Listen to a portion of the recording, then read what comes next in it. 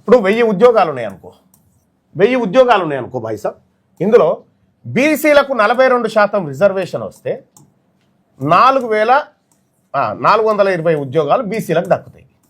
Okay, ఇప్పుడు బీసీలకు 27% ఉన్నదనుకో, 270 ఉద్యోగాలు దక్కుతున్నాయి ప్రజెంట్గా.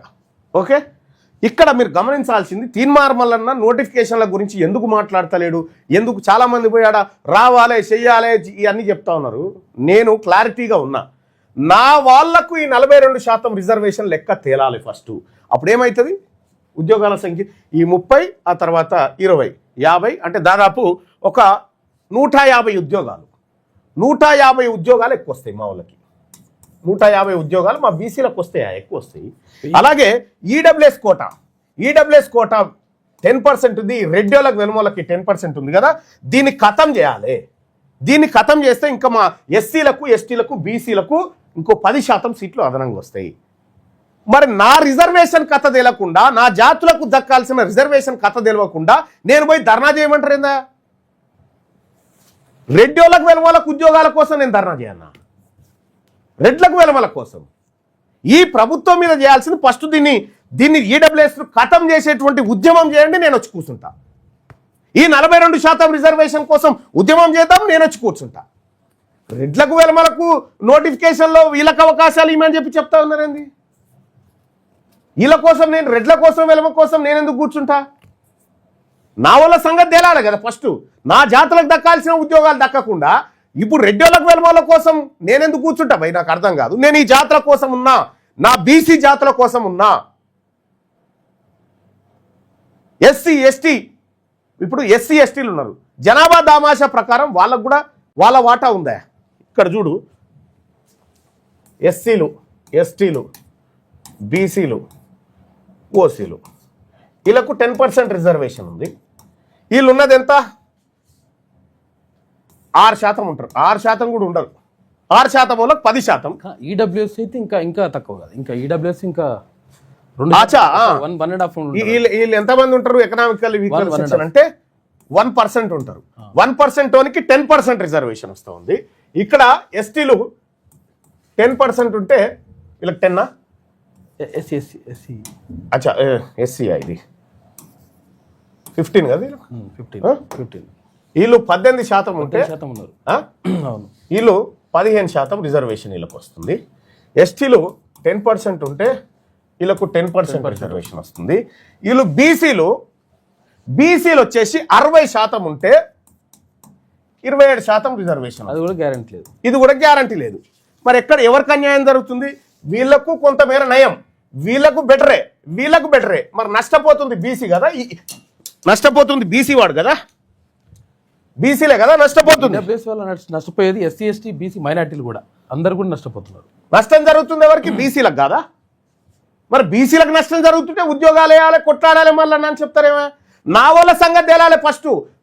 మేమెంతో మాకంత దక్కాలి, అప్పుడు ఉద్యోగాల నోటిఫికేషన్ గురించి మాట్లాడతా. లేదంటే ఈ ఈడబ్ల్యూఎస్ కోటాను ఖతం చేయాలి, దీనికోసం చేయాలి పోరాటం.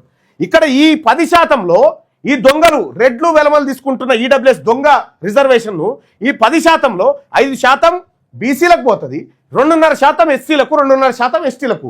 మన రిజర్వేషన్ ఈ దొంగలు ఎక్కకపోతే, ఈ దొంగలు పైసలు పెట్టి ధర్నాలు చేయిస్తూ ఉంటే ఈ దొంగల ముఠ అందులో పాల్గొనాలా చెప్పండి భాయ్ సాబ్. ఏం చేయాలి భాయ్ సాబ్? నోటిఫికేషన్ల కోసం నేను ఏం చేయాలో చెప్పండి. నా క్లారిటీ ఉంది, నా జాతులకు ఏం జరుగుతుందో నాకు క్లారిటీ ఉంది. నేను డేటా అనాలిసిస్ చేసిన, ఎవరి కోసం ఏం పోరాటం జరుగుతుందో లెక్కలు నా దగ్గర ఉంది. దేనికోసం చేయాలి చెప్పండి భాయ్ సాబ్, మీరు చెప్పండి, దాని ప్రకారం చేస్తా. ఎస్, ఉద్యోగస్తుల గురించి మాట్లాడవచ్చు తప్పకుండా. జిహెచ్ఎంసీలో గల్లీలో సీసీ రోడ్ స్టార్ట్ చేస్తున్నారు, డ్రామా షురూ చేశారు అని. ఉద్యోగస్తుల గురించి 100% మాట్లాడతా భయ్.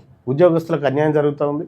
ఉద్యోగస్తుల విషయంలో ఈ ఉద్యోగస్తులు పడుతున్నటువంటి గోస ఏ రాష్ట్రంలో లేదు, ఈ తెలంగాణ రాష్ట్రంలో తప్పకుండా వాళ్ళ తరఫున నేను నిలబడతా, మాట్లాడతా.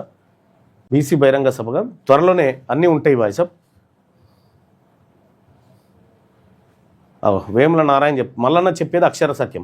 నోటిఫికేషన్ విషయంలో మీరు కరెక్ట్గానే వెళ్తున్నారు, మరి తెలంగాణ రాష్ట్రం వస్తే మా ఉద్యోగాలు మాకు వస్తాయి అంటే మా ఉద్యోగాలు ఓసీలు ఎత్తుకపోతా ఉంటే నేనేం చేయాలన్నా మీరు గమ్మత్తున్నారు.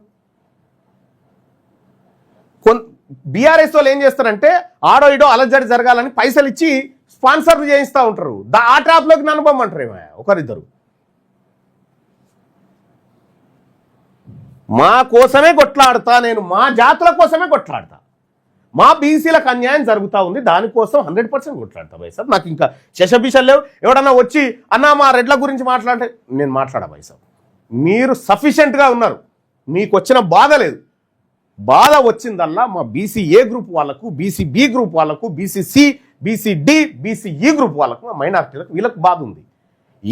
ఈ వర్గాల కోసం నేను తప్పకుండా మాట్లాడతా, తప్పకుండా కొట్లాడతా. ఈ వర్గాల గురించి మాట్లాడేటోడు లేడయా, ఈ వర్గాల గురించి మాట్లాడేటోడు లేడు. కనీసం ఒక బీసీ ఉద్యోగి మీద దాడి జరిగితే ప్రశ్నించేటోడు లేడు, వాళ్ళ తరఫున నిలబడేటోడు లేడు. ఇక్కడ ఉస్మానియా యూనివర్సిటీలో మనోహర్ అని చెప్పి బీసీ ప్రొఫెసర్ను సస్పెండ్ చేస్తే భయంగా బతకాల్సిన పరిస్థితి. అదే ఒక ఎస్సీ ఉద్యోగి సస్పెండ్ అయితే మందకృష్ణ మాదిగన్న గంట సేపట్లు ఆడుంటాడు. ఎస్టీలకు ఏమైనా ఇబ్బంది అయితే బెల్లయ్య నాయక్ గంట సేపట్లు ఆడుంటాడు. మరి మా వాళ్ళకి ఏమైనా అయితే ఎవడన్నా ఉండాలి కదా. అందుకోసం మేమున్నాం. మా వాళ్లకు, మా ఉద్యోగస్తులకు భద్రత లేదు, మా ఉద్యోగస్తులను వేధిస్తూ ఉన్నారు, మా ఉద్యోగస్తులకు ప్రాధాన్యత పోస్ట్ లేవు. అందుకోసమే మేమున్నాం. మా ఉద్యోగస్తులకు అండగా నిలబడడానికి తెలంగాణ రాజ్యాధికార పార్టీ ఉంది. మా బీసీ విద్యార్థుల కోసం పనిచేస్తాము, మా బీసీ కార్మిక వర్గాల కోసం పనిచేస్తాము, మా బీసీ మహిళల కోసం పనిచేస్తాం, బీసీ పిల్లల కోసం పనిచేస్తాం.